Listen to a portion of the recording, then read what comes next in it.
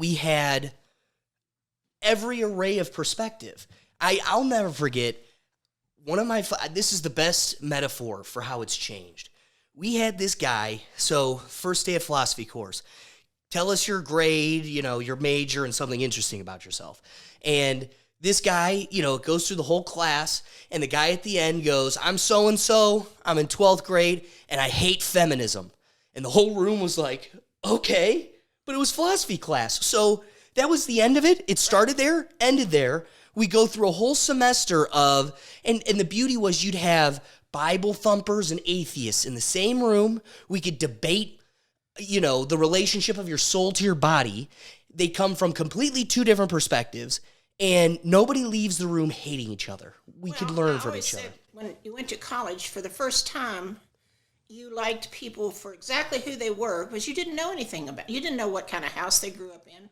I went home with some, found out they were like wealthy beyond description. You would never have known that until you went to their house. Went with some who obviously didn't have money, but you liked them because of who they were. But we didn't. None of this even entered our world until. Which really makes you wonder, where is it? It feels coerced, like it's an orchestrated effort. Well, the thing is, I find that you can't have a discussion any longer. Right. Because it turns into, you're either going to boycott somebody, you're going to hate somebody. You can never have any just discussion. So we picked up Deshaun Watson for the Browns, right? I shared this picture, and the picture, it was funny. It was the Browns, statement for why we picked this guy up and excusing his actions or whatever. And somebody scribbled out everything the Browns organization said and said, we wanted to win. Sorry. I just shared that because I'm done with Baker. I'm done with all of this, and I want to move on. I have these liberal guys, they're faculty, not, they don't have a law degree or anything. The faculty from my law school just tearing me up. You're despicable because how dare you get excited about somebody with all these allegations. I'm like, I didn't do this. And I'm more laughing at the fact that Baker can't find a team, more so than praising this guy and his actions. And for it to become so aggressive so fast, it's like, can we even laugh anymore or just enjoy? No, you can't. You're right. Unless you find your group that has the same beliefs that you do. Now, how sad is that it's forcing us into hyper? It's awful. Because you actually know certain people you can't have any kind of a rational discussion. Because I can remember having a discussion one time, we were playing cards, and we were talking about Obama at the time, and this one gal says, well, in the middle of this, she goes, well, I hate Trump. And I said, well, that's fine, but what does that have to do with the discussion that we're having? It doesn't have anything to do with it. It's like, and I just saw the Australian news the other day showing a clip of Pelosi talking. Then they showed one of Harris and one of Biden, and they're laughing, saying, of the millions of people in the United States, these are the three best that they could come up with. Here's the thing that I keep wrestling with. If we don't dismantle bipartisanship soon, we are always going to be trapped with the lesser of two evils. 350 million people in a tribe. You're telling me we can't have the problem of, man, both of these candidates are so good, I don't know who to vote for. And it used to be that way. Right. And it's so unbelievable now. I mean, we're spending money in our country as if it's monopoly money. The inflation's going to get worse because of it. It's beyond description. I don't know. Well, it blows my mind that student loans. You take out a loan, you pay it back. There's your solution, period. How about this one? This is what really kills me, is how come in the, college forgiveness plan, there's no retroactively going back and paying the people who paid back their loans. It's just to forgive those that still have a debt in their gender studies course that isn't going to pay it off. The one father confronted, she thought she was an Indian, and she's not. Oh, man. Elizabeth Warren. Yes, and he said, are you going to pay me back? He said, I worked 2 jobs, and my daughter worked, so that we wouldn't have to take out any loans. And she goes, well, no, of course we're not. He goes, well, how fair is that? Right. And what about the poor soul that could not afford to go to college? Therefore, they are working because they cannot possibly afford to go to college, and they're going to have to help pay back someone who got a degree in underwater basket weaving that isn't going to afford them a lifestyle to begin with. You know, it's like, yeah, it's insane. And what's even more laughable now is we've coerced so many people into thinking college is the golden ticket for everybody that now, even parallel to that scenario you presented, you also have people who are making bank in the trades now because nobody's going into trades anymore. I used to tell my students, I said, listen to me. With my education and the graduate hours I have and so forth, the plumber makes more walking in my door yes, than I'm ever going to make. You know, it's like, please think about some of this stuff. We're always going to need plumbers. We're always going to need the car people. We're always going to need the people of the trades. I said, we've gotten away from, I don't know, kids are going to college and getting degrees that are not going to afford them a lifestyle. right. And then they're upset when it doesn't. Plus, if they get a decent degree, they think they should start out at the same level that, say, their dad is. Right. You know, not work. I saw in starting in education that these young teachers were coming in and, well, they should teach the advanced classes immediately.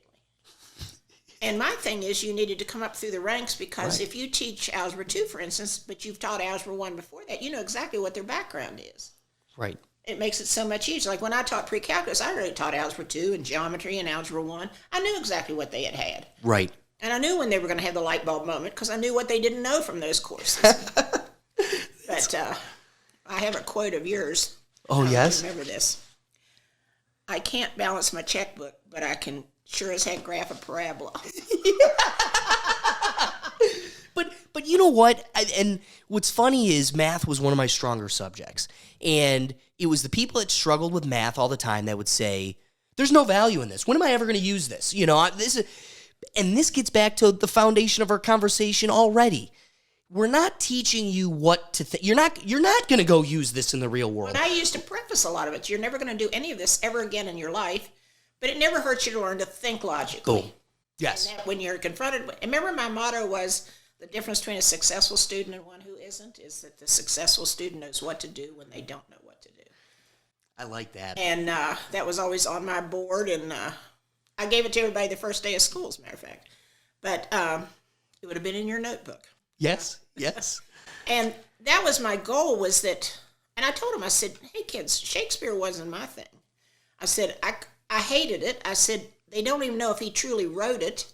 They think Bacon did, and if he did write it, they thought he was on drugs, and I was supposed to figure out what that meant, and I was math and science, so this meant nothing to me. But I said I still did okay in it, because it was just something you took a challenge, did it. Right, and you learned how to adapt. And you learned also, in literature courses, you learned the opinion of the teacher, and then you knew what to write.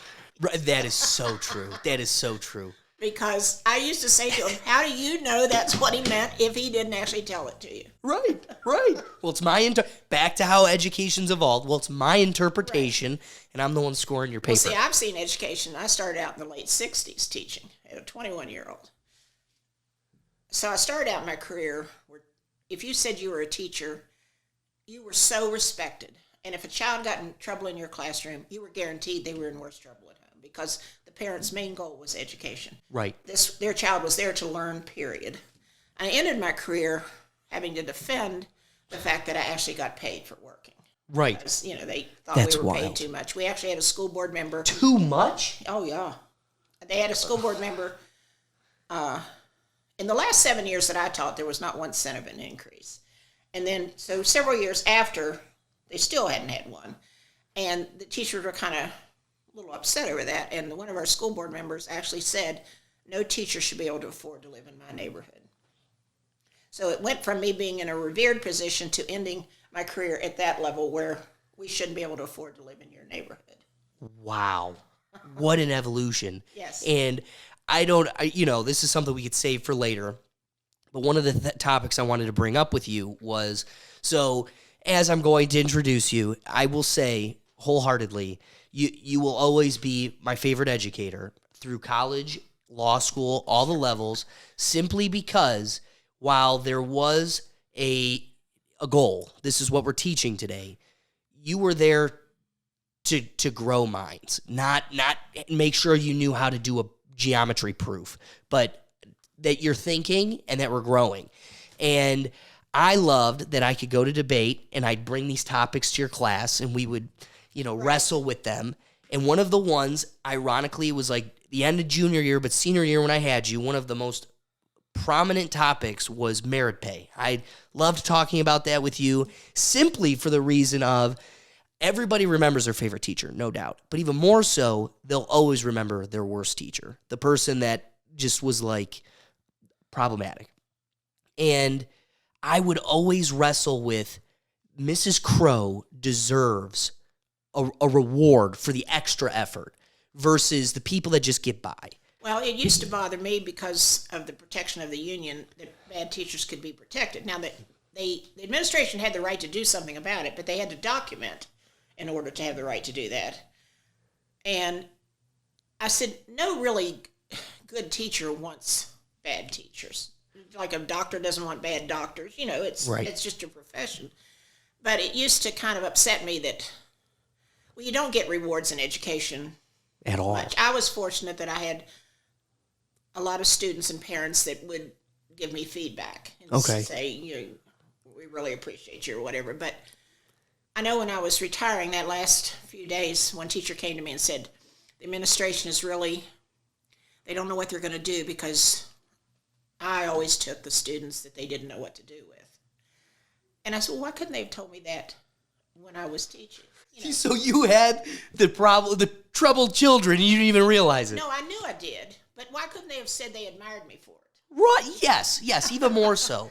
And what also kills me is the profession of an educator has evolved to the point where you're now responsible for supplying the classroom, like from decorating the room to any supplies to the students. For the most part, it's on the teacher. Absolutely. And when I found out that the national union, which a lot of schools have pulled away from, but they gave millions to Biden's campaign. I said that most I was ever given was a red pen one time, Oh my gosh. I said, why wasn't that money put in our classrooms? I mean, well, you want to know why? Because, we're spending $50 million on gender study courses in Pakistan. It's beneficial to us, Yes. That's good stuff. But, let's get this thing started. So I love that term, think tank. Think tank. I mean, you know what a think tank is? Like, how's a think tank go, Jim? Yeah, they got cancel culture nowadays. You gotta watch what you say. It's getting real scary out here. Yeah, I don't think so. I don't know if I can take the conversation here, but we might as well. It's the Rethink Tank. Looks like you had a little bit too much to think here in the Rethink Tank. Hey, what's going on, everybody, and thanks for joining me again. Today is a real treat for myself and for you, the viewer, as well, because I have one of my most prized educators here, and I think we're all going to learn a little bit. So without further ado, I want to get right into this conversation, and I want to introduce my guest, my 12th grade math teacher, Mrs. Crowe. Thank you so much for joining me. well, it's a pleasure. I'm impressed with what you've done here. Well, I appreciate that. It's been a long evolution. This desk me and my uncle built, this whole thing is just, it's been a long process, but it's a passion. I live for these types of conversations. So without further ado, let's get right into this. Okay. I want to start with, first, parents and education. We kind of opened up the conversation with how you started at 21 years old teaching, yes, and you've gone across this evolution of where it started and where it ended. Can you tell us a little bit about that so we can address kind of where we're at now? Well, I started back in the late 60s when I was 21 years old, so my students at the time were just about 3 years younger than I was. And it was hard to be an authority figure. But teachers at that time were very revered. It was a very revered profession, and I felt that over the years, I felt I ended my career when I retired, having to defend the fact that I actually got paid for what I did. And I found that kind of sad because I can honestly say from the moment that I walked into a classroom, I knew I was doing exactly what I was meant to do, and I loved every minute of it. I loved being a teacher. When I went to college, back in the 60s, women had 3 choices. We could be a secretary, a teacher, or a nurse.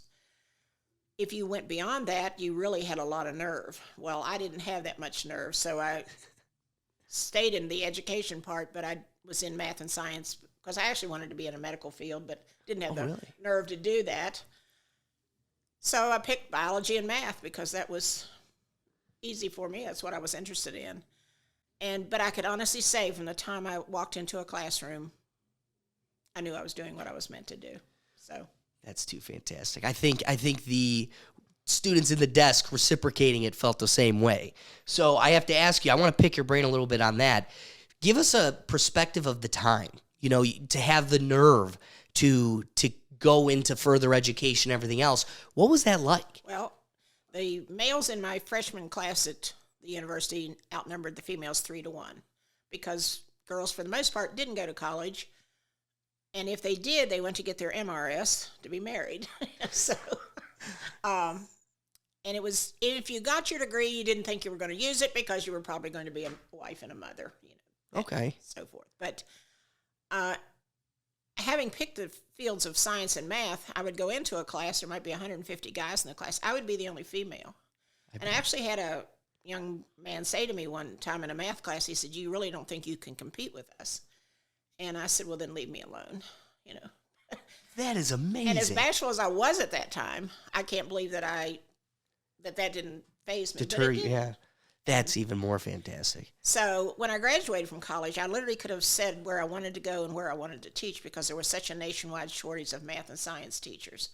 And I'm afraid we're going to end up with something similar to that coming up because a lot are leaving the profession and they aren't going into it in college because of everything that's going on in education right now. So I'm afraid we're going to have shortages again. Well, I know we have shortages. So I guess when the result, and I do believe we're going down that same path. The teachers are underpaid, they're undervalued and underappreciated, and yet they have your children 8 hours a day every day. It's clearly the most prominent position in our society, and yet we undervalue them so severely. And for some children, it's their refuge for the day because they come from broken homes, they come from homes with violence, they come from homes with drugs, etc. So this is the one part of their day where they can be taken care of also. Right. That's what I worried about with this pandemic because of the Zoom and so forth. What about that poor child who's in a home that the parents don't care? So that was actually one of the things I wanted to bring up to you is remote learning. From the beginning, my last semester of law school was on Zoom, and I could say wholeheartedly that was my least fruitful semester of academics ever. Well, I had expressed that at the beginning of it.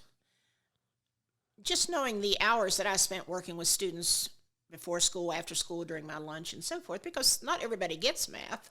Right. And some of them have to put a lot of work in to get it. I said, well, how are they going to get help? Plus, half of my job as a teacher was getting to know the student, their facial expressions, the questions they ask. I would go home at night and think about particular students, like, how can the next day can I rephrase that so they're going to understand it better? And you don't have that interaction if they're on Zoom because you're not getting to know them.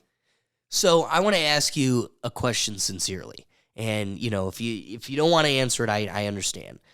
But I have such a hard time believing that 100% of my teachers went that extra length of racking their brain in the evening of how do I make a connection with this one troubled student, or how do I rephrase this?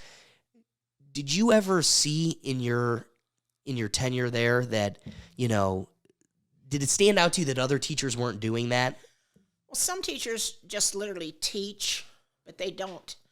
I've actually had them say to me, I didn't get involved with the students like you did. Well, I couldn't teach without knowing the students. I truly appreciated the students. I loved interacting with them. I loved the discussions. I loved the questions. And sometimes a child could ask a question and you'd be like, oh my gosh, we're going to go off on that tangent for a while. That's a wonderful question. But I just can't imagine. I couldn't have done the Zoom. I know that. I was too much of a perfectionist. I want to know the kids. I want to be able to interact with them. And I mean, I know of classes where especially at the elementary level, the teacher would log in with the kids. You know, one kid's eating their cereal, one's got their thing upside down, one isn't even in front of the camera. You know, it's like, it was just constant. And I have to give props to the teachers. To do that on a moment's notice and change your entire style of teaching. Right. I don't know how they did it. Do I think it was harmful? Absolutely, because reading scores are starting to show that across the nation. I know a teacher that teaches math in another state said at the end of the year, the student said, well, what course should I sign up for next year? And she said everything in her wanted to say, which I can't say on air. What difference does it make? You've probably cheated through this whole year. You know, you had a 60% when you left me. You've now got a 95%. You know? So I feel a lot was lost. A lot of the parochial schools that did continue to go to school were going to be light years ahead because they went to school. Right. And that's the worst part is I think there's this disassociation from how much that privilege gap, whatever you want to say, it was only exacerbated. You have kids. What killed me was seeing the kids in our neighborhood that, you know, are playing in the cul-de-sac and everything else, but they haven't seen another fellow student in a year. Well, plus, it's like, what if you had 4 children and they've all got to be on a separate computer at someplace in your house, right, with separate teachers? I don't know how parents did it. I don't even know how this worked, to tell you the truth. I mean, well, I think we deep down know it didn't, and we're pretending to just make this square block fit through the circle hole. I can't imagine a kindergartner or a first grader. Plus, I'm a visual learner. I want someone actually showing me. I don't want to have to read directions. I don't want to have to have someone just tell me. I want someone to actually show me. Once they show me, I'm fine, and then I can go with it and you know, be a success. But I need to be shown, and I just don't know how you did that. When I think of the hours I spent on my presentations for the smart board, I don't know how you did this because the teachers weren't in their classroom. Right. They were at home for the most part. I just don't know how it. I'm just thankful I was not teaching at that time. I could only imagine. And I think the point you raised, I definitely, you know, resonate with. A lot was lost. I see it at our courthouse every day. You know, it's funny that the judge I work for, she's like, the average reading level used to be 5th grade, and now our average reading level's 3rd grade. And these weren't people affected by COVID. These are grown adults, but it displays a trend. And we're headed down this road. And so I'm curious, if we look at a generation that a lot was lost in terms of academic growth, but I also think even more importantly, social and personal growth, how do we go about, do you have any ideas of how we go about mending that or kind of making up for the lost time? Well, we've got to quit dumbing down education to begin with. I know I talked to, and I'm not talking about this local area because I think they've done a pretty good job, but I've talked to other states. You know, they want to do away with the gifted program in math because it's racist. So you're going to punish the gifted children. And to me, that's an insult to anyone that you're saying that they're not capable of doing it. Right. Right? I mean, I don't get that at all. I mean, that just makes no sense. But so that's where I think you're seeing some of this parental involvement now. They saw a lot was happening over Zoom that they would not have known. Right. And now they're getting really involved in what's going on in the schools and so forth. We've always had parental involvement in this area. Great extent of parental involvement.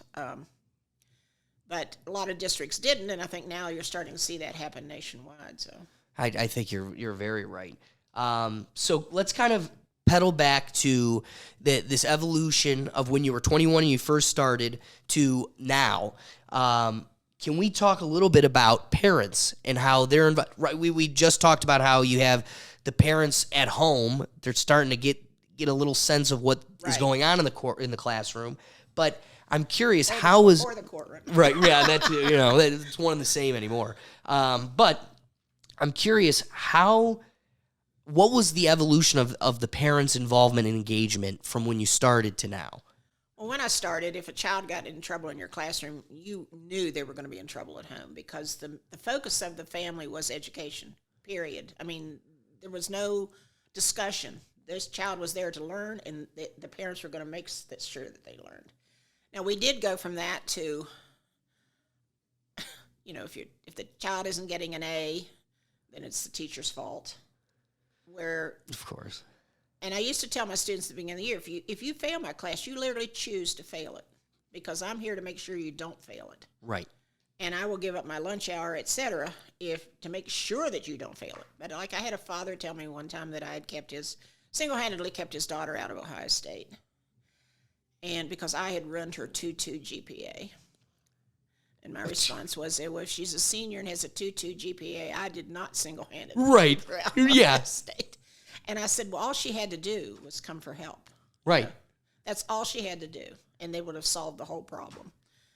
But, and I know some kids don't want to come for help, but you've got to stress that. And I would stress to the parents when I would meet them that having raised a Bart Simpson in my life, I mean, I knew what a lot of households were going through, and I know what teenagers are like, and they're not all interested in education all the time, and so you just kind of have to know that I'm there to understand that, and we're going to make sure that they have the best year ever. But no, it went from education was the most important thing to I want that A, but I don't necessarily know that there has to be the work to get that A. Right. I want that A. So I know that you had said there was a colleague of yours that in another state that had to deal with the parents were coming out, standing up against the curriculum, and there's kind of this, what we're experiencing across the country now is maybe it is because they were in the Zoom room listening or whatever the case may be, parents are getting a better understanding of what's being taught to their kids, and they want to get more involved. And, you're seeing parents being arrested at school board meetings, and there's this conflict right now of the state or the education system telling you, no, this is what we're going to teach your kids, and we've kind of disarmed parents' ability to have an effect or a voice in that. Right. It's like I didn't want parents to ever feel they had to tell me how to teach. But like I said, the district that I taught in, the parents were very involved in the schools through the parent-teacher organizations and so forth, and we're always in the schools and knew the teachers and kind of knew what was going on. Very rarely did you have a parent that was going to tell you were unfit to work with teenagers and so forth, but and that was usually over something like calling their child on dress code or something, and that you're unfit to work with teenagers and so forth. Oh my but, gosh. We did have a lot of parental involvement, and I think that makes for a better school system because the parents know what's going on. You're working with their child, which is their most important thing in their life, and it needs to be that communication. And I do know our elementary students, teachers here, are constant communication with parents. Right. Which is very important. You get into some other states and other districts, and some of the ones you're seeing on the news, some of the stuff they're finding out is kind of scary. So, well, so even to that point, it seems like there's this weird thing going on where there's an ideology being pushed, and parents are waking up to this pushing, and they're standing up against it, but then they're almost being completely disarmed from their ability to have an effect. So take a look at like the Don't Say Gay bill in Florida. It's like you have the media taking a run with Don't Say Gay, and you have a senator or an elected, or what do we call it? She's a candidate for a senator position in California, and her big position was, I bought 50 billboards in Florida that say gay in bold. And so it's like two different conversations going on. There's what the bill was actually doing. Then there's this manipulative narrative, and nobody wants to address the value in what the bill suggests. Like, keep these types of conversations out of kindergartners. You could talk about it in 5th grade, 4th grade, 3rd, but let's not talk about it with kindergartners. Well, first of all, I don't even listen to the news anymore because I literally don't believe a thing they say. Right. It's just gotten so, and it used to be we had newscasters and they literally just reported the news and they said good evening and then it was over. But even our local news stations, it's that personal opinion they're putting in. I don't want to hear their personal opinion. Right. I want to just hear the news of the day, and that's it. I can form my own opinion. But that's not the way it is. And everything's taken out of context anymore, and then they run with it, and it's not true. And we're finding that nationally, and some of the stuff that was said about our prior president, it turned out not to be true, and so forth. I mean, it's crazy.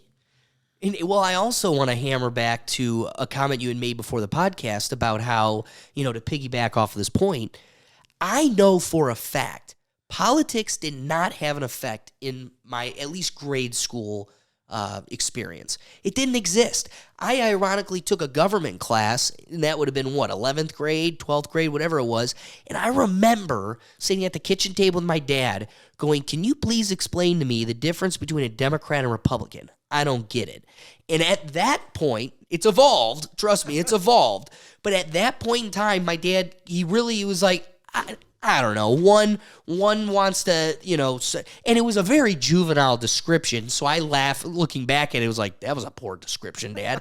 But it was like, I didn't even know what they were. And I surely didn't know what my government teacher was. And she wasn't pushing us to be on a team. Whereas now so law school. My favorite professor in law school, I took sports law. I also took constitutional law with him at the same time. Sports law, in law school, one person gets the A. And sports law was one of the courses that I got the A in. 60% of the grade was participation. I didn't have to read the cases. I just showed up and we talked about, assault on a football field. I loved it. It was like, I'm just talking about baseball today. I love it. And 60% of the grade was participation. And my professor grabs me one day and he goes, you talk all the time in this class, but you don't talk in con law. Why is that? And think about what constitutional law is. It's all of the touchy subjects, whether it's diversity in schools or abortion or whatever. Right. It's all the subjects a white man cannot talk about. And that classroom was the most volatile.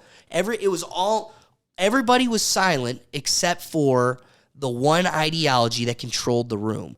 And if you tried to speak up or suggest something else, it didn't just ruin the day's experience in the classroom. It followed you out of the classroom, and it became such a hell that nobody said a word. Now, ironically, that sports law class, there's a gentleman, I'm still close with him, but he worked with the Ravens football team. It's sports law. This is your forte. If there's anything you should get excited about, listen, you're not going to get excited about contracts, but sports law, this is for you. He sat there, 60% participation. He sat there every day with his hood up, his feet on the chair. It was a 3-hour course, so like in the middle, we took a break. When we came back from the break, if you didn't talk, the professor would pull it out of you. Right. Well, 60% participation, and I'm of the belief that if you write like you talk, your essay probably didn't get a good grade either. But he failed and went after the school for racism, and sports law is no longer even taught there. Oh, wow. So the amount of friends that I had, because you only get like 2 electives in law school. The most of it is just your basic classes. And everybody's like, oh, well, I made it sound fun. I'm telling these people about the cases I'm reading. They're like, this is incredible. I want this case or this class. And literally the next semester, it is taken off of the books. It's not even offered.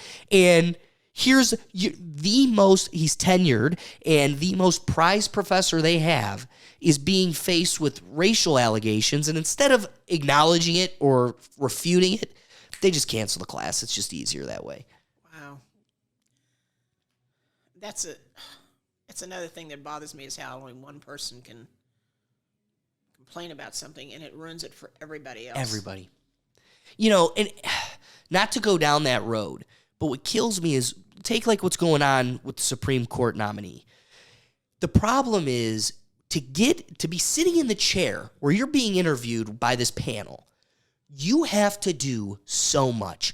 You clerked with these federal judges, and you had this job as a prosecutor here. I mean, the resume it takes to be in that seat. It amazes me that nobody takes, and the reason is because they can exploit it for personal benefit, but not one person wants to go, I will not allow you to appoint me on the basis of a mutable characteristic, melanin in my skin, because all these things I had to do to get to this position belittles all my hard work. And the fact that nobody is kind of confronting that, it speaks to human nature that, well, I know it to be true. Like, it isn't, I'm not getting this position, because of my merits, but it's great because it plays in my benefit. The unfortunate part is I don't know where we go from here. I think it disarms our ability to come back. I think they retaught us racism, personally. I really do, because when I was in your classroom, it wasn't there like it is now. Oh, absolutely not. I can honestly say I never looked out on a classroom and saw anything but my students, period. I couldn't have told you what religion they were. I couldn't have told you what ethnicity they were. I couldn't have told you. I didn't know. It didn't matter. They were just my students. It's amazing to me how, like I said, until Obama got elected, I couldn't have told you anybody's political leanings. Didn't even know them. Even people I'd grown up with. Had no idea. None. And then all of a sudden it became prominent. You were either liberal or you were conservative. And right. It became so divisive. And I kind of hate it because I have good friends now that you can't even have just a normal conversation with, because you're afraid you're going to say something that's going to set that off, and then it's not going to be pleasant anymore. Right.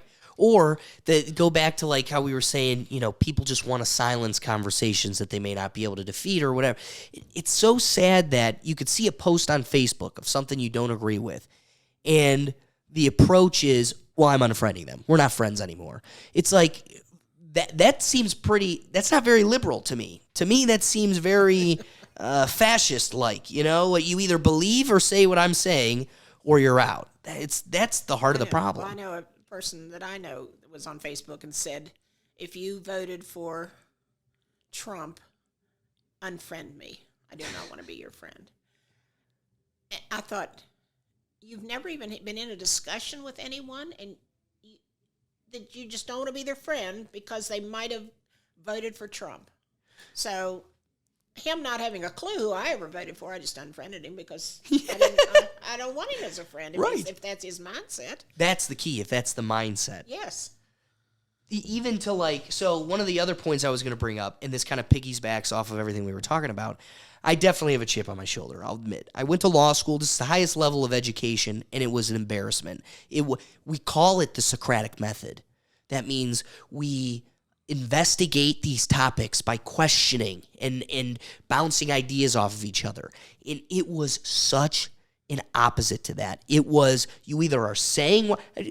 Just a perfect example. I walk into remedies course, which is, it's in a mathematical evaluation of what you would get paid out in certain circumstances. Like if you lose an arm, right, what is that worth or whatever.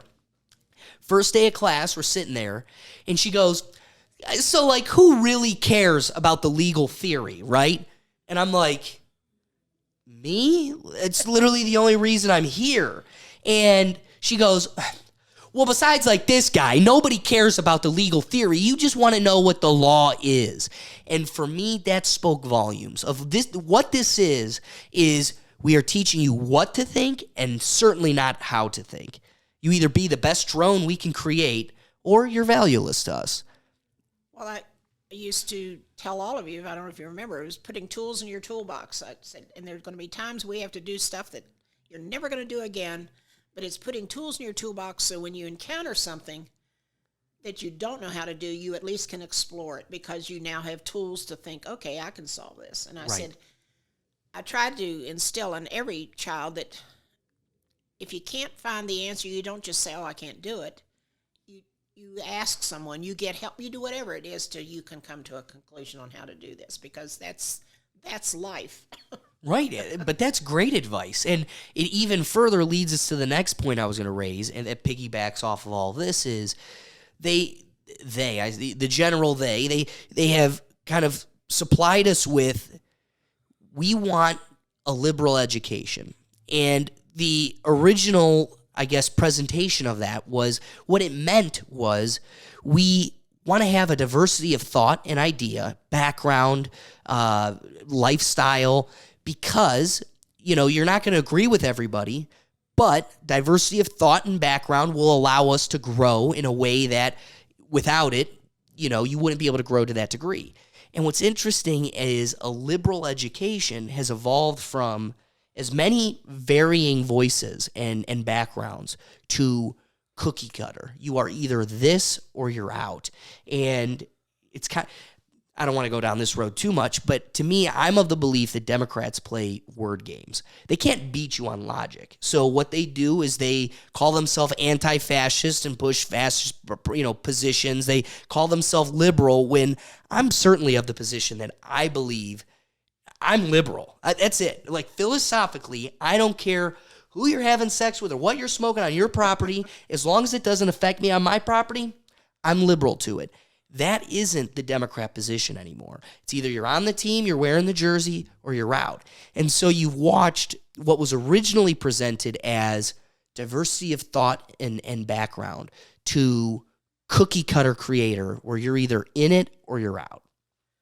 Well, like I said, when I went to college, I didn't know one thing about my professors other than whether the class was an easy class or a hard class. I didn't know if they were married. I didn't know if their religion. I didn't know their political beliefs, because I was never part of it. You were there to learn, period, and you learn that material. And having been in math and science, I'm sure that's one of the reasons I'm so conservative, because, a liver's a liver and 2 + 2 is 4, and that's not going to change. And it's like, there's no discussion. It's like, that's the way it is. Although now the newest thing is, math is racist, which they don't understand. Math was created by the Arab community way back when. So I didn't know that. Why would they think that this is racist when it makes no sense to me? But anyway. But one of the trends I was seeing in education, one of the reasons when I decided to retire, was, you were talking about the cookie cutter. I was being made you had to teach the same exact thing that someone else teaching your course was teaching on the same day. You had to give the exact same tests. You couldn't, vary from that. And that took away my ability to do the extra things that I had developed over the years that I knew would be, advantageous for the students. Right. I'll give you one example with doing a cubic function. If I gave you a 8.5 by 11 piece of paper and said fold the sides up to maximize volume for that open box, what size corner should you cut out of it? Well, I could just show you how to solve that mathematically, but I don't know if I was able to do it with your class or not, because it could have been when this had already started that I couldn't do it. I would have a group cut out a 1/4 inch, 1/2 inch, all the way up through 3 inches, and then I would have them bring me the boxes, and they would make a pyramid. And the kids were all fascinated with this pyramid. And then I would say, now make an educated guess as to which one could hold the most sand. And some would guess that biggest one on the bottom, some would guess the tallest one, some would guess in the middle. Then I would show them how to solve it mathematically. And you saw the apex of this cubic function, you saw the X corner you should have cut out. Well, now, this math problem that they had to do, they actually had built. They saw it. They saw the ramifications of what happens if you cut out different corners. Now that makes sense. But see, I couldn't do that kind of stuff because the time had been taken away from me, because I had to be on the same page as so-and-so. Oh, my gosh. I had another puzzle that would take days to do in the floor in groups that took in every concept we had talked about through the whole year. And you saw students with their calculators, with pencil and paper and discussion, and because the sides had to match. Like if it said sine of 30, you had to have a half matching it, and so forth. And it was very complicated to get this whole puzzle done. And the first group that could get it done got more points, and kind of stuff. Well, I didn't have time to do that kind of stuff. So it took away the things that I thought actually made math make more sense to everybody. Right. But I wasn't allowed to do that anymore. So So they even took away your individuality in terms of an educator. Oh, yes. Like your ability to approach it from a new angle. Yes. Yep. And what value could that possibly I serve? don't know. I don't understand it. And then another concept was that tests couldn't be any more than 10 minutes long, which I don't know how that afforded an AP student to sit for a 3-hour exam, or a college where one exam determines your whole grade. Right. That was starting. That I didn't have to encounter that. But you also, if a child came in your class and did nothing, you couldn't give them less than 50% for the quarter or whatever. So you had to just, muster up 50% on the grade books for them? You just gave them 50%. So they didn't have too big of a hole to dig out of, which, wow. in my black and white world, a liver is a liver and 2 + 2 is 4. That did not compute. Wow. Now, can you imagine? I don't know. That's Maybe exhausting. Colleges are doing it. I don't know. It's been so long since I've been there. But I can't imagine in college, literally going to a class and not doing one thing would give you at least 50%. Well, you want to know why? Because where you were teaching, it was paid for by the state. Whereas at a college, we don't care. We're taking your money. You just gave us $20,000 for a zero, and you got to go drink all day or whatever. It's and that's the problem we face is we've coddled people to such a degree now that when the rude awakening of life hits them, they're a victim. We owe them. And that's it's what's happening with this, shortage of workers and so forth, because these young people don't have to work because they're entitled. Right. And it does. It gets back to my point of, people don't have foresight. I mean, I had to spend 4 years in college being ridiculed by my friends for having a philosophy degree. I mean, we would watch television shows that would make fun of philosophy degrees, and they'd look over like, hey,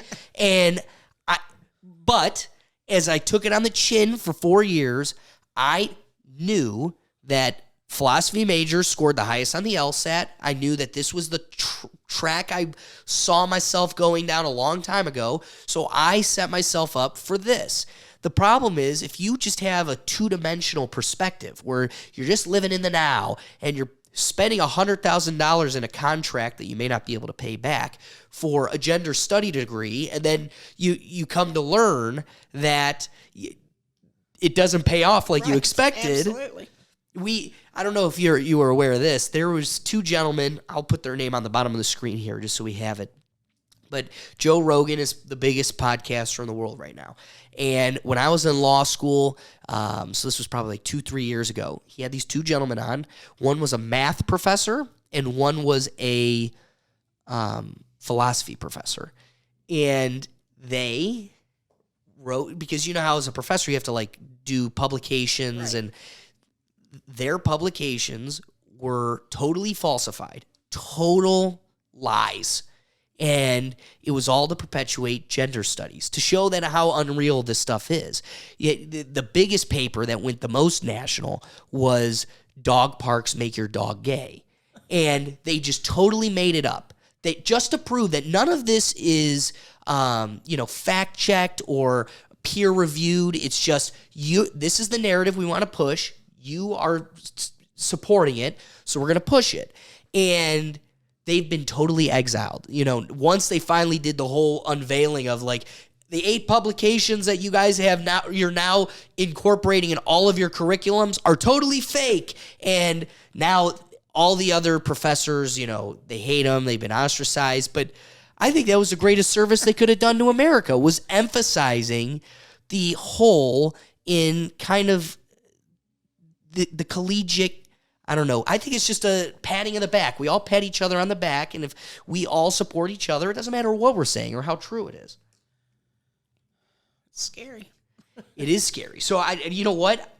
You had brought up when you were younger and when you were being educated, and then at the beginning of your career, it used to be you didn't know the background of your professors, you didn't know the political affiliation, and now we couldn't be more opposite of that. And the line has now been blurred between education and politics. And so my question for you is, what do you think caused that? And is there a way for us to get past this? I honestly don't know what caused it, other than we just have got started out with all someone had to do was complain that they were offended, and the next thing you know, everything gets changed for one person instead of the majority of people. I guess maybe, well, I had no idea teachers were as liberal as they are until all this started. I mean, I had no idea. This just kind of floored me, because I know everybody believes in rule and order in your classroom and so forth, and that doesn't equate to me to someone that believes in peace and love and everything that you do. I don't know. It's just, I honestly don't know where it started. I don't know how it started, because it's so far removed from anything I ever experienced. I even know in raising a family, we didn't experience any of this. I mean, kids went to school for school, and, you were on the side of the teachers. If the child wasn't doing well, well, then bring that book home. We're going to study, and you're going to do well. Right, right. There's no excuse. I said to my son one time, the kids will say, well, the teacher hates me. And I said, well, if that is true, I said, you need to make it your goal to have the highest grade in the class and really tick that teacher off. Right, yeah. I love that. But you know what? We don't have that conquering mentality anymore. It used to be, if you want something, you take it. Now it's, well, I'm just going to sit around and cry until it's handed to me. What kills me is my dad had trained me of, do you want to grow or climb the ladder? You have to make yourself invaluable. So whether it was working at Sprint before law school or working at the courthouse, it is every day, how do I make myself invaluable? The rude awakening to the workforce now, though, and it blows my mind. I was trained in this perspective of, if you're not valuable, they get rid of you. Now we're promoting people just because, they've been there for so long, we owe it to them. It's like, but he's terrible at his job. What are we doing? Keep giving people, rewarding this poor behavior. Well, I know a case of an insurance company that had a new college employee, and for his first performance rating or observation or whatever, the mother called and complained because she didn't like it. I'm like, well, I would be getting rid of that employee. Yeah. I mean, if I got to deal with your mom. Yes. Oh, my goodness. And I've heard of parents calling college professors because their child isn't getting, a good grade. I could not imagine my parents being involved with my collegiate experience with my professors. When I went to school, your parents weren't involved at all.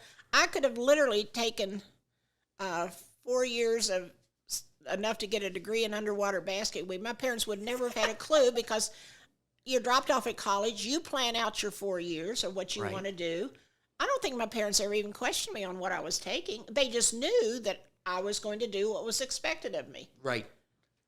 Well, so another interesting position that has been kind of promulgated recently is that it isn't a skin tone privilege anymore. More so, it's the privilege in the modern world today is a two-parent household that cares about you. They could be divorced, whatever, but having two parents that have their eyes on you and that care. And I don't know. To me, it speaks volumes to where we're at today, where parents, they don't want to be involved. They just kind of throw their kids out there. But also the interesting part is, do you think maybe it's coming from a place of guilt that they've detached themselves so much? Why do they involve themselves, scolding the teacher or getting... It seems like their involvement is misdirected. Does that... What? No. For instance, I can remember when I first got married, I can remember my parents saying to me, we will always be here for you, but we will never give you advice unless you ask for it, because you're on your own. Right. Whereas children aren't raised that way today, where they just are on their own and have to make decisions, and sometimes you have to fail at a decision to learn. And I used to say to some parents, if your child isn't willing to put in the time and do the work, then maybe they need to fail and realize that you do have to actually do the work to pass. Right. But that's where I don't like parental involvement. It's like, let that child make a decision once in a while, you know. And I used to say to the parents, I shouldn't have to ever really talk to you because these young people are getting ready to go to college. Right. And you're not going to go to college with them. They need to learn to get the help on their own. They need to learn to make the decisions on their own. And once in a while, you need to say what's going on, but, you know, like they need to handle this. Right. But, what an interesting time. Okay, so I know that you also have a lot of thoughts for us. well, I'm just kind of sad to see that I feel education is kind of broken right now. And that, there's a lot of staffing shortages. Some school districts don't even have teachers to cover the classrooms. So they've got either administrator going in there or whatever, that you can't find substitutes anymore. Some of that's due to the pandemic. Some of them didn't come back. Districts are actually hiring substitutes that don't even have a college degree. No way. Way. So can I ask you about that as a sub? Because the sub isn't going home thinking about how do I make a better connection with the student because they're not even going to be with that student the next day. The job of a sub oftentimes is just kind of a filler to get a babysitter until the teacher gets back. Well, when I first was hired by the district, I was hired as a substitute because I had been a mother for a long time, and then I got back into education. And like you said, what your dad had said to you, you do the best you can. I knew that I needed to make a name as a sub. Okay. And so I did work with the students and so that the teachers would want to have me back and make a name for myself. And that's how I got hired in the district. Oh, wow. But the fact that they're putting, non-degreed people even in the classroom, I find that kind of upsetting. And I used to say to my students, I said, I know we use the word substitute. We probably should use guest teacher or something because substitute kind of conjures up the thought, well, I don't have to do anything. Right. But I said to the students, I said, you can rest assured if I'm not here, I'm not on the beach in Aruba someplace. I'm here because of some reason. Right. And if you've got to do what I ask you to do so that I don't have to come back and, start over. Right. But again, that was my responsibility to stress to the students what I expected when a substitute was there. But and teachers are out of the classroom more than ever anymore because they're always taking them out for all these meetings and all this stuff, so they need subs. Well, a long time ago, I did graduate research and did a 50-page prospectus on substitute teaching. Oh, okay. And came to the conclusion that school districts need to have what are called super subs. They're actually hired by the district. They work for the district. They're in the buildings at all times. So when there is a teacher out, they've got someone that knows that whole building and so forth. Well, I presented it, and of course I was scoffed at. Right, you're not allowed to. What are you doing? But thinking? I do think our district here is doing something similar to that now. Do have some subs in the building, that, for reasons of emergency or whatever. So at least the classroom is covered, which only makes sense since teachers are out of the room more than ever anymore. But even then, I think that's a profound position. I've never heard that presented. And the reality is there's so much. The biggest struggle of a substitute is gaining and keeping the respect of the students. I think that's easily done when it's Mr. Johnson who's here every day. You see him in the hallway. He may not be teaching. You may have Mr. Johnson plus three they times. know the routine of the building, how homeroom works or whatever their procedure is. And so then it's not someone coming in that has no clue what's going on. Or if a kid's being problematic, they know who to go to, how to properly, I think kids got away with a lot more with it. The viewer watching this right now knows they got away with a lot more because they were a substitute.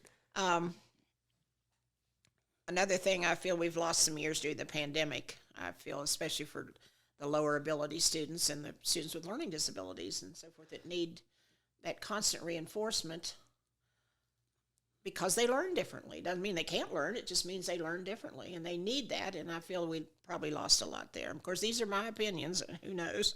Which you're not allowed to have anymore.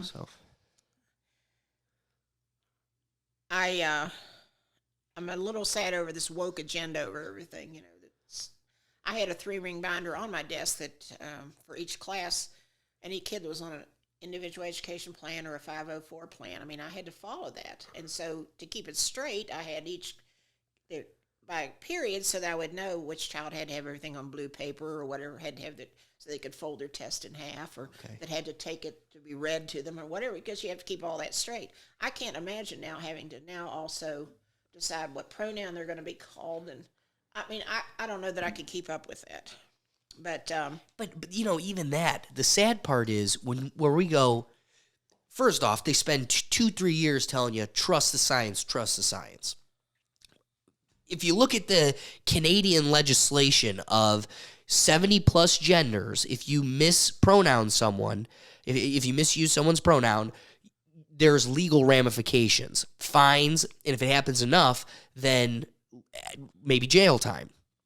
The crazy part of all of this is, of the 70 plus genders, you have fox, pixie, fairy.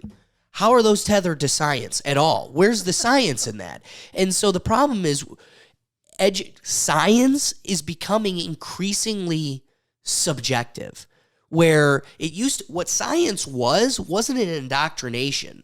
This is the truth. It was you and I would theorize, we would experiment, it would be peer-reviewed, and then the result, that's the science. Not an indoctrination, it's a process.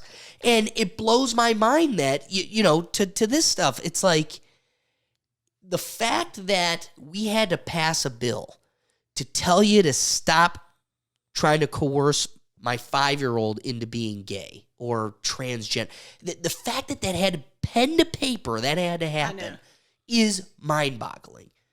I don't even know why that would be the school's responsibility. I don't get that at all. But one of the new theories in education that was that you're only allowed to talk for 5 minutes, period, and the rest of it has to be self-exploration. Oh, my. Well, myself being a visual learner, that would not have worked for me. I want someone showing me what to do, and then I can take it and run with it. I know that I talked in another state, and they had tried that, and it failed miserably, and they were back to kind of basics. And then another thing that I do feel there is some hope in education, because of, like in San Francisco, where the school board members were recalled, and in a very liberal city in our country, because during the pandemic they were more interested in renaming 44 schools than in what was happening to these children not being able to go to school. Right. So they did get them recalled, and I think that that's some huge. hope in education. Youngkin being elected governor in Virginia gives me hope in education. And so there are some things that are starting to happen. I think people are starting to realize that, like I said, I loved being a teacher, and I knew every day when I walked in the classroom I was doing what I was meant to do, and I hope that it gets fixed. Yeah, I do too. I think it innately is always going to be fixable. It's just, will the people take that initiative? I think education in and of itself, just the process, the theory of it, it's pure. So you either take back the purity. We go back to our roots of, instead of you telling us what we need to teach, going back to like what colleges were, it's crazy to me that what first enticed, the boomer generation to go to college was that it was like a giant think tank. It was like, just come here and bring your ideas and we'll grow with each other. And I think education is innately like that, where let's just grow together. And I think we could take it back. We just need to demand it. Oh gosh, I lost my train of thought. You told me something, and it made me think of something else. Now it happens to be all the time on this podcast. You can't even underplay it. I know what it was. Having started in the late 60s, and now it's 2022, there's always these cyclical things in math education. Someone comes up with a new idea the way you have to teach math, and oh gosh, there's a certain cadre of teachers that no matter what you present to them, oh gosh, this is the most fabulous thing I've ever heard. So if they said you have to dress in purple because that's what's going to make the students learn, they'd be, oh yes, that's it, that's exactly what it is. And I would be the one like, really? Right. So I've watched these cyclical things happen, where the way back when it was all set theory. Everything had to be taught versus set theory, and then they did away with that. And it's just always something new. So I'm hoping that with the cyclical path, we'll come back to some. So I want to pick your brain on one other thing then. I've noticed, or one thing that I've kind of been introduced to is how, like, division isn't even done the same way it used to be. And, like, the... Well, that happened when you all were. Because to divide polynomials, you have to do long divisions. And I remember I would put 3. I said, okay, we're going to go back to grade school, and I put 3 into 51. And they would be, well, what is that? What is that symbol? They had never seen that division symbol. And I would like, well, I don't have time to teach you. Yeah, the basic. Yes.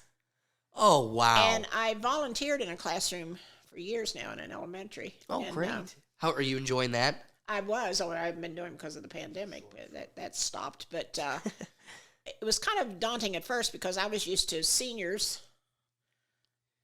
And now I'm going to be with like third graders. And I remember I said to the secretary the first day, I said, oh my gosh, I don't know if I'm going to like this or not. I'm used to kids that, I can joke around with and so forth. Right. Well, it was actually exciting and fun to see where they're starting to learn, versus when I got it, like, is this going to be on the test? Yeah. All they care about. But I would have to say to the teacher, now show me how you want this done, because it's totally opposite of anything I would come up with. Like if you're going to take 5 times 6, you draw 6 circles, you'd put 5 dots in each circle, and then you'd count all the dots up.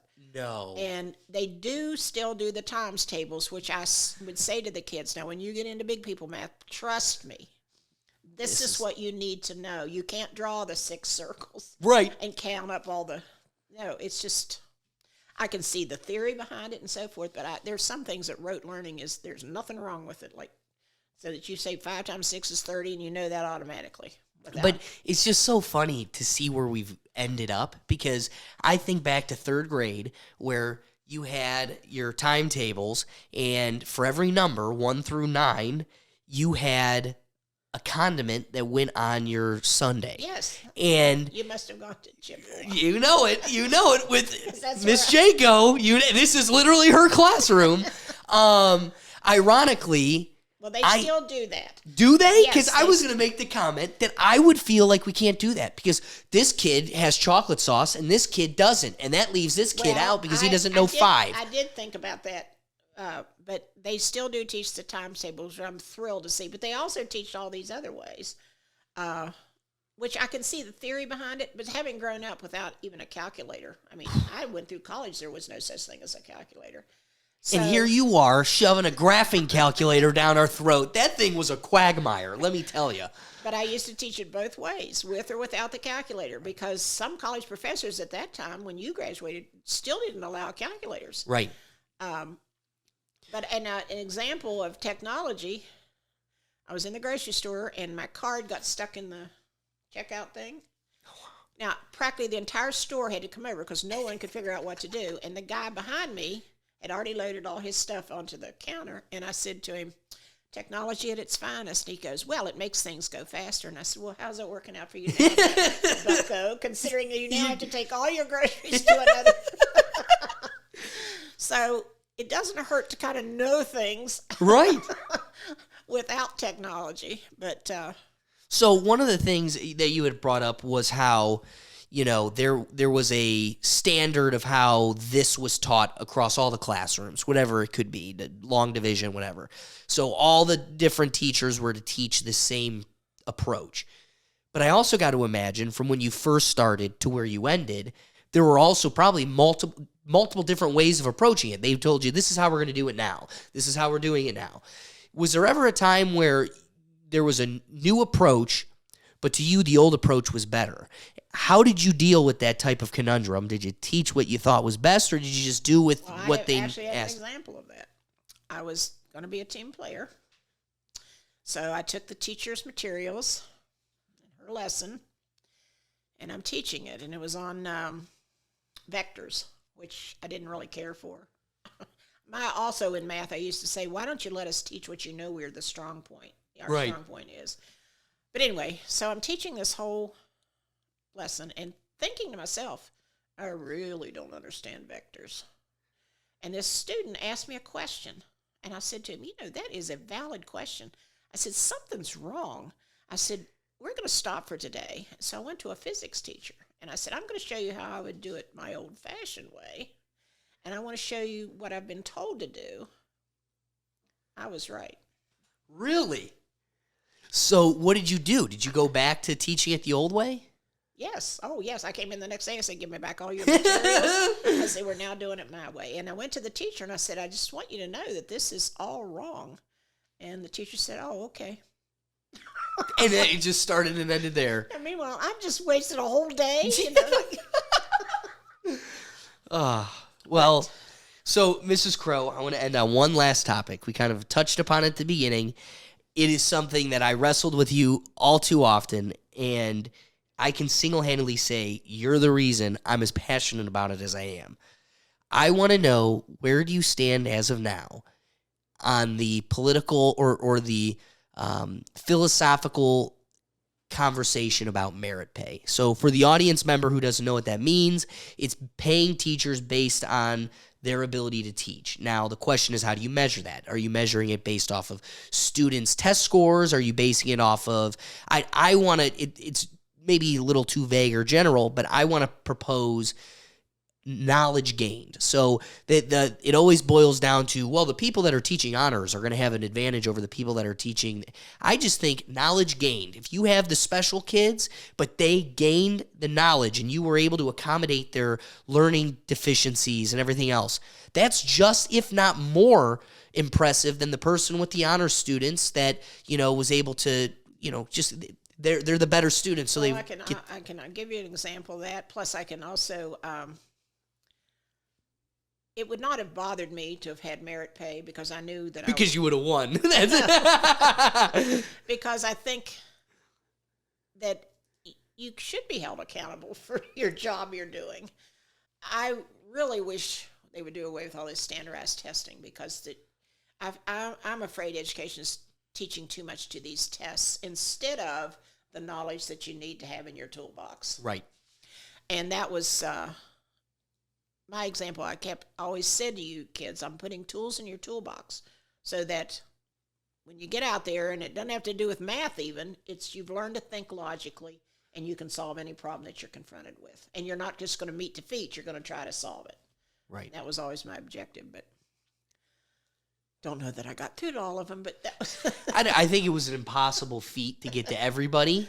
And so for the ones that you were able to, you should take pride in from when you go to like Creekside, go get yourself a beef satay at Creekside. You've made us, from Nick Foster in the kitchen to Steve running the joint, you've had a severe impact on all of us. Well, my favorite thing is running into former students and seeing the success that they have become. It's just the best feeling.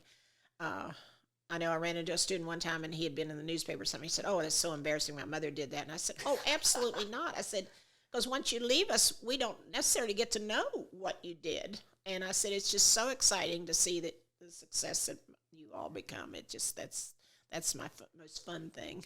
That's so rewarding, because it's the fruits of your labor. You finally get to enjoy the fruits of your labor.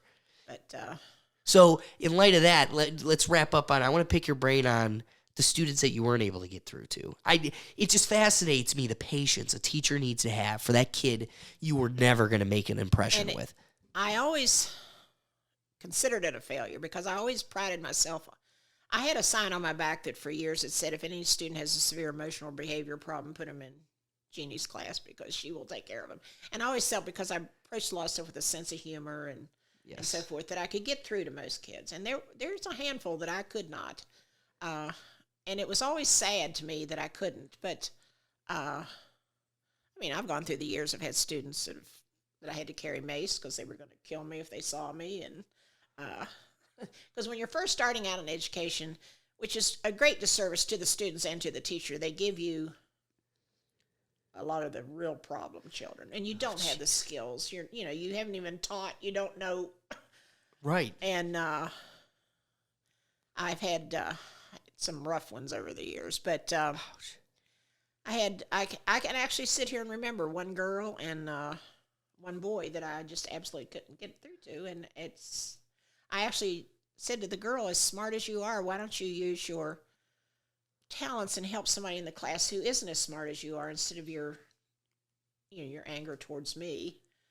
And the young man, I asked him if he hated all women or was it just me, but What was his response? he didn't answer. Yeah. He had to think about it. I finally had to go to his one of his coaches and said, I need help. And that's where I hate when schools cut the sports and the music and everything, because for some kids, they need the structure of the sports. Some kids need the talent of the music. I mean, this is, I hate when that stuff gets cut. But after the coach spoke with him, then it was fun. Then it was. What sport was it? I can't remember if it was baseball or football. Now, I relied on the coaches quite a few times over the years for children that you had problems with, because if they wanted to stay in that sport, they had to, do they had to do the scholastic end of it also. Right. But Plus, there's an aspect of accountability that sports can provide I agree, you could find it in the arts as well, but there is something to, we're just going to make you run all night, and you're going to run laps until you figure out how to respect your teacher. And I wonder with all the wokeism if some of that's been cut out, because it has to be. That's what I'm alluding to. Is it has to be. It has to. Take the student that is artistic, and that's their love of school. They have to take the other things, but that's what they love, and that's what they're probably going to pursue. So I hate it when that kind of stuff gets cut. Okay, I know I keep telling you I have one last thing for you. I promise this is my last thing for you. We have been taught that, or you had raised the point, everybody learns differently. I have never been a test taker. I don't have the attention to just sit there. I'll outright anybody. You want to do a 100-page essay, I'll outright you to the end of the earth. I was much better. I loved essay, because then I knew I could just tell you everything. You could be artistic and play with it. And yes, I definitely relate to that. And the problem I had was, unless I was in a classroom where the teacher was trying to pull engagement, if it was just a slideshow, I'm going to look out the window. I'm lost. You lost me. There's other people who do better in those type of situations. How were you able to traverse the different ways of learning and try to appeal to the most amount of students? Well, one thing was being there at 6:30 in the morning, work before school with students, stay after school with students, to give up my lunch hour for students or my free periods, and to impress upon them that they needed to get the help. For some of them, it was working with their small group instructor because of their learning disabilities, trying to have things in color, and some of it animated and so forth on the smart board to make it more interesting. If I saw a student yawning, I might go stand beside them and sing and embarrass the living daylights out of them. Or I used to tell them, I said, there's sometimes when you're sitting in class and you're actually like in a food coma. I said, please get up and go get a drink of water or something, because you're miserable. Right. And you're not gonna come around. You're just miserable. Right. So I found that trying to treat them as the young adults they were, that I did get a lot more out of them. But and in some cases, I've had another teacher in the room with me because of learning disabilities, and that helped. I taught one class where most of the kids had learning disabilities, and I'd had another teacher that worked with me, and it was a beautiful. We just had this great team. So, but my favorite was teaching the seniors. That was always my favorite, because I could discuss, joke, Right. There was some consciousness there. Yes. Well, Mrs. Crowe, I need to emphasize, I can't thank you enough for giving me your time, as you did at our lunches and before school to well after we've left your classroom. I appreciate you giving me your time. Well, it was fun, and I'm very impressed with what you're doing here. This is exciting. Thank you. I appreciate it. So wrapping up, I to the audience member, I appreciate your listening us to this far. We've gone pretty far. If the best thing you could do to support this podcast is to share the episode. So go ahead and drop that link on your Facebook or wherever the case may be. Smash that subscribe button and the like button.